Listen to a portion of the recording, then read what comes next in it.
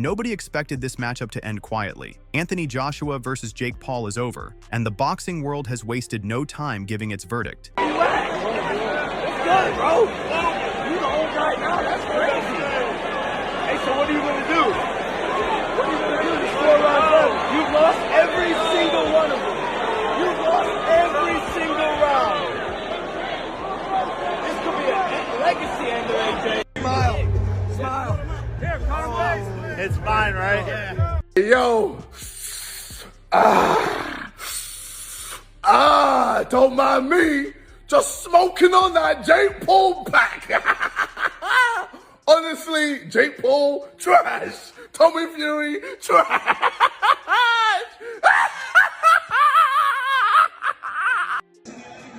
Oh! Oh! You better stop playing. You better stop playing. That is nothing to play with. That big mother in front of you, man.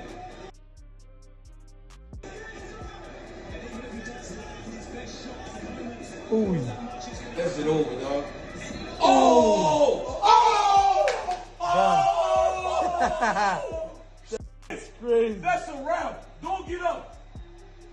Don't get up. Stay on. Oh! That's crazy. Ooh! Oh! Did you see that? It's very difficult to go in like, you know, out of the ring for 14 months and just look and just be razor sharp with a guy running. And so yeah, probably 2 or 3 rounds more than expected. But fair play to Jake Paul. He was a lot tougher than I thought, and he took a lot more shots than I thought he could. What did AJ tell you inside the ring about the fight and how Jake? Oh, he said, oh, you were shouting at me, rushing me. I said, yeah, I just wanted, you know. But like, I think he was always going to take his time. I think he was always going to be the guy that wasn't just going to go in there erratic. I said this earlier. And if Jake was aggressive, then I think he would have actually got caught earlier. But he was smart. Like, his movement was good. He was clever in the clinch. I was actually impressed. But, you know, obviously there was a massive gulf between them and it was only a matter of time. But listen, fair play. As I said, he did more rounds than expected. Well, I wouldn't call it an incredible knockout. I would call it a matter of time. A matter of time, right? A matter of time. And you got to realize, you know, Jake Paul had his hands down. Yeah. He was basically waiting for that knockout. Dennis, just give us a pick. Tyson or Joshua, who wins it? Keep walking. Yep, you're out. Your first instinct just comes to your mind. Well, it depends. One's a boxer and one's a power puncher. So whichever gets hit first.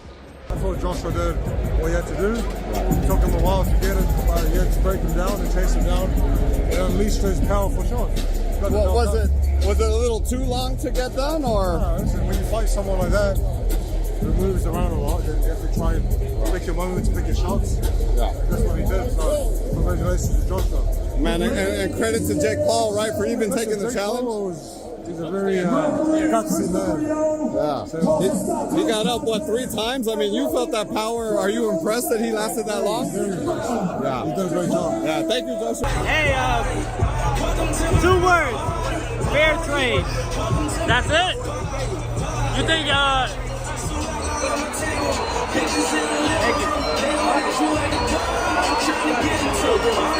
You think AJ was pulling any punches? Fair trade. Fair trade? Was being mad selected. Got up after the first knockdown Nah, Jake is tough. He's tough. He's tough. But the first couple shots didn't land clean. The last one landed clean. Where does Jake go from here? Like he said, he need a rest. Take some time off. Enjoy the fruits of his labor.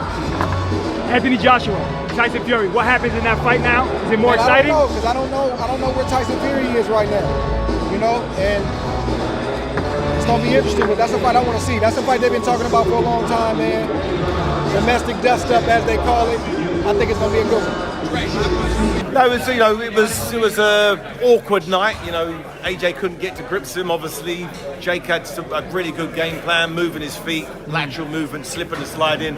Obviously, been practicing that a lot in sparring, and you got to give him credit. He came out there and gave it a good go, took his licks like a man, didn't complain. You know, fighting a much bigger, more established world-class fighter. So that's usually what happened. What was always going to happen. You know, a lot of people thought he would only last 1 round, 2 rounds, but you know, you got to give Jake credit. You know, he went out there and had a solid game plan and was implementing it at times, was landing shots and was avoiding getting hit with the big shots. You know, but there's a reason we have weight categories in boxing, and I'd say he sticks with, you know, the cruiserweight division where the guys are the same size as him, because that, you know, without having the schooling, the many years, I was able to give away 100 pounds in weight because I've been boxing since I was 10. I was an international amateur and, you know, world champion at cruiserweight. That's why I was able to do the big jump and use the tactics that he used to win the heavyweight championship. But you know, credit to him, nothing but respect for Jake Paul for putting on such an event and putting himself in harm's way. That was incredible. In my view, that was a victory on all fronts. Like, minus the actual victory, of course, but bro, like, no one expecting him to the last 6 rounds with AJ. In my opinion, he won 4 of them. People will argue that he at least won 3. No one expected him to last that long. Rolled his ankle, broke his jaw, still fucking fighting, man. Like, that's toughness. You know, most people wouldn't have the balls ever to step in a boxing ring in their life. He stepped in a boxing ring with one of the baddest men on the planet. Who's 40 pounds heavier than him and 6 inches taller. That's insane. He's one of the most skilled fighters on the planet. My brother, as a fucking YouTuber, went 6 rounds with a fighter with a broken jaw and broken ankle. I'm so proud of him. That was just unbelievable.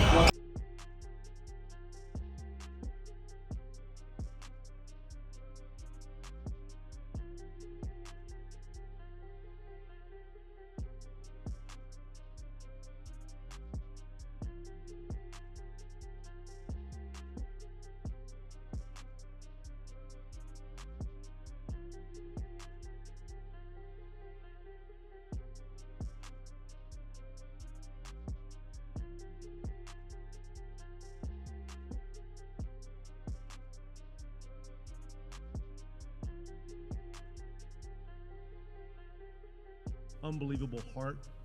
And the reality is Jake lost because of the size difference, not because of the skill difference. He took some rounds from Anthony Joshua. It took Anthony Joshua 6 rounds to put out a man who's been in the sport for 6 years and took on the challenge in 4 weeks. So put some respect on Jake Paul's name in the He went 6.5 rounds with Anthony Joshua, one of the best in the world. So I got nothing. And got up like 2 times? No, it was sick. Talk about that. I mean, there's been other heavyweights that have fought that right hand who haven't got up. Ngannou, so many people, bro. The overhand right. Jake's got a tough chin, dude. I think he does whatever he wants after this. He just has such big balls, dude. He had to keep moving. That was the only strategy. People are gonna say he ran around the ring. They don't know. They don't understand fucking boxing. He showed a ton of heart, right? Ton of heart. What's next for Jake Paul? Where like I said, whatever he wants. Whatever he wants. Whatever he wants. I hope he hits. I hope he fights some more people like that are heavyweights. Still heavyweights? Yeah, I think heavyweights, but not Joshua. Yeah, not Joshua. Definitely not Joshua. How boxing professionals predicted this fight would unfold.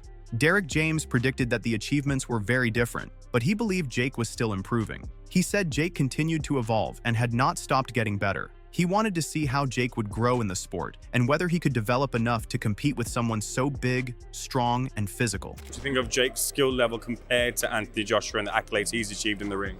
I mean, well, the accolades are totally different, but I think that I haven't seen Jake really get into. I think that he constantly keeps evolving, I hope, and I believe that's what the case is.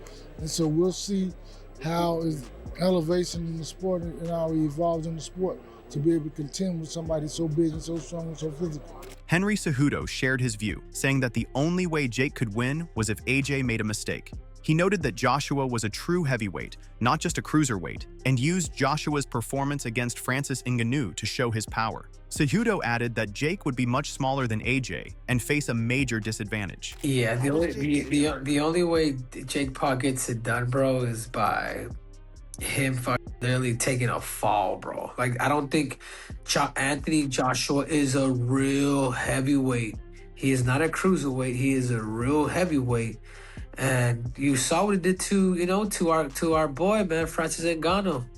I mean, bro, if you're able to do that to a man that weighs 265 pounds, a dude that weighs 230 is small compared to him.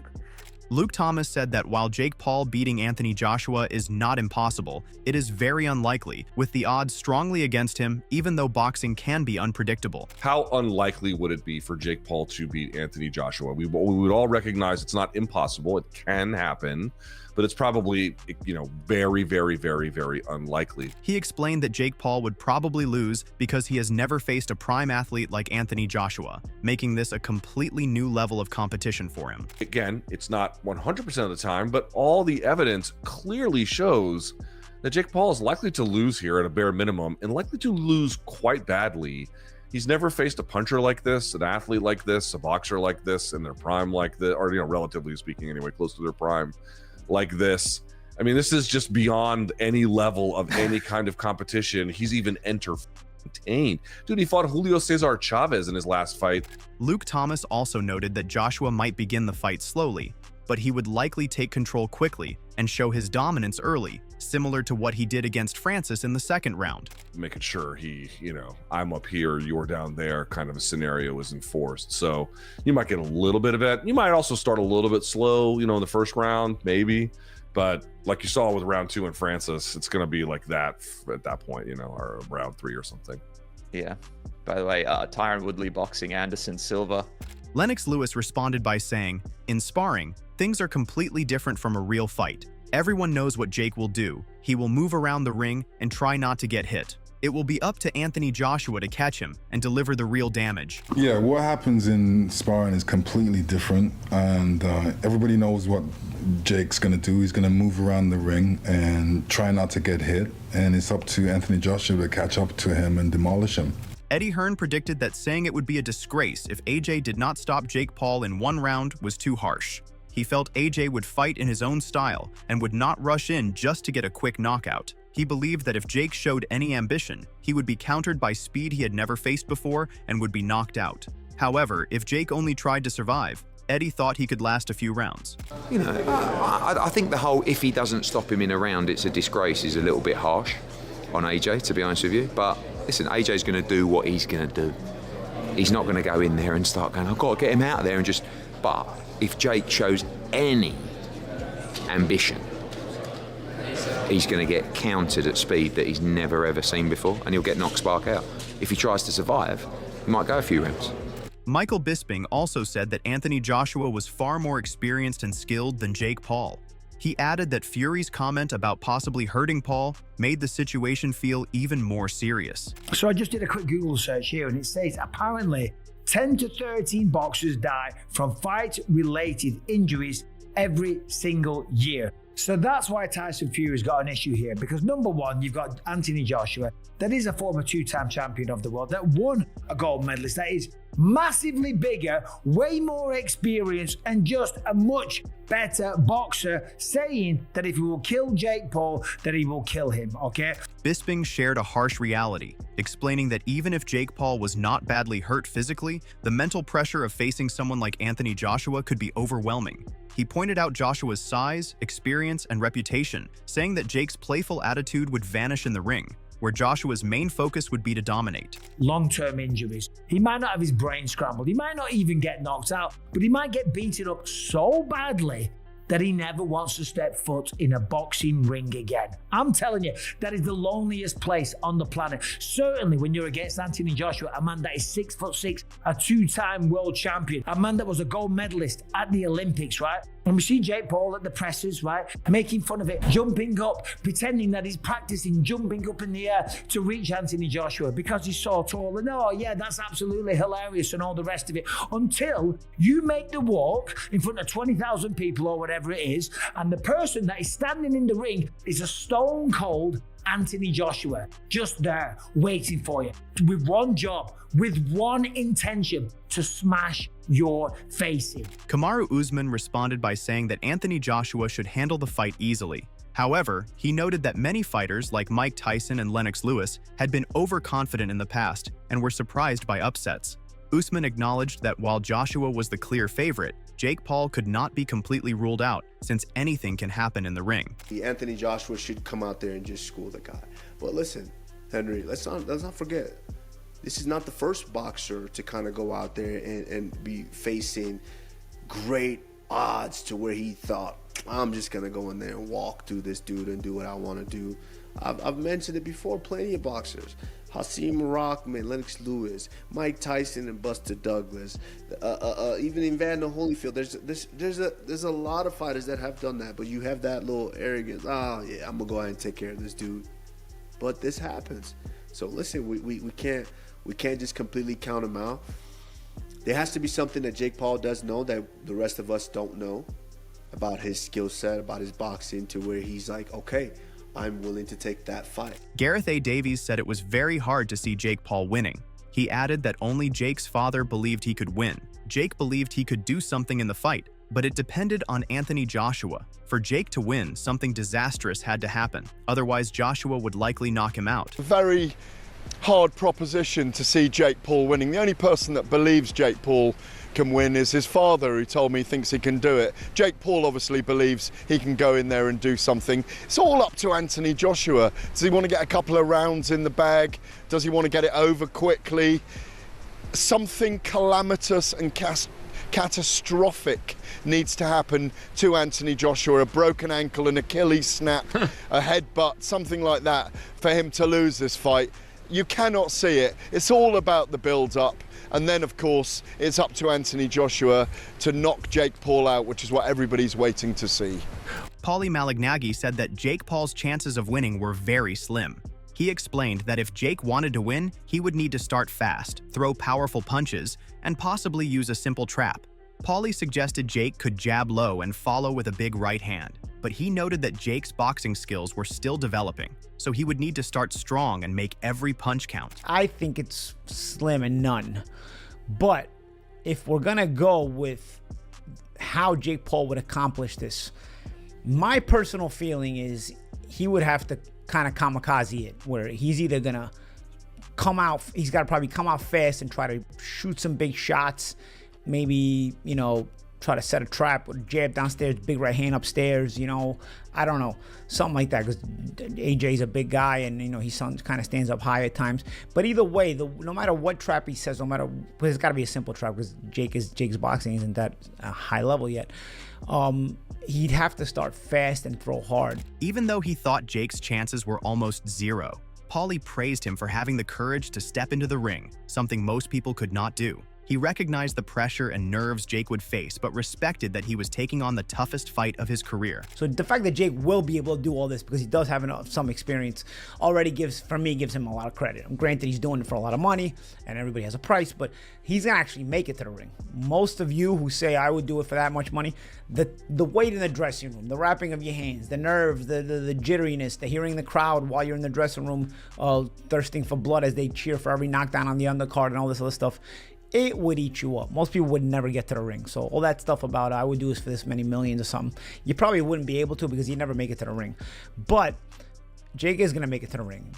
Because Jake has enough experience to where, okay, he understands. He's done these walks before. He's done this situation before, but this is the biggest, most difficult situation of his career. He's going to be able to make it to the ring. Showbiz.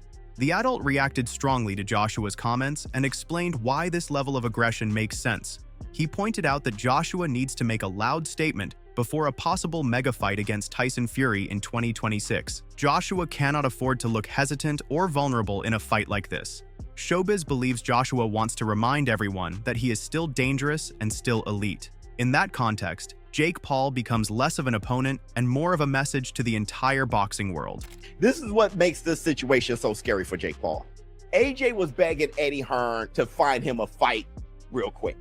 Not a strong contest, but he needed something to just get the dust off. And Jake Paul and Gervonta fell through, and then Jake Paul called AJ. I was like, that fell in my lap? So it's perfect. It's one of his biggest paydays ever, and he still get to do what he was trying to do, fight somebody who is not really a high-level fighter. Jake Paul isn't on the level of a low-level heavyweight. He's not trying to embarrass himself by having Jake Paul go many rounds. He's not trying to do any of that, because all that does is kill the hype of the biggest fight in UK history between him and Tyson Fury. So blowing up Jake Paul and going viral does nothing but feed into the most important fight. He'll be a fool to follow some quote-unquote script with Jake Paul. However, Chael Sonnen offered a different angle that added tension to the discussion. He argued that this situation also puts enormous pressure on Joshua. When expectations are this high, even a small mistake can turn into public embarrassment. Chael explained that if Jake survives longer than expected or wins even a single round, people will question Joshua.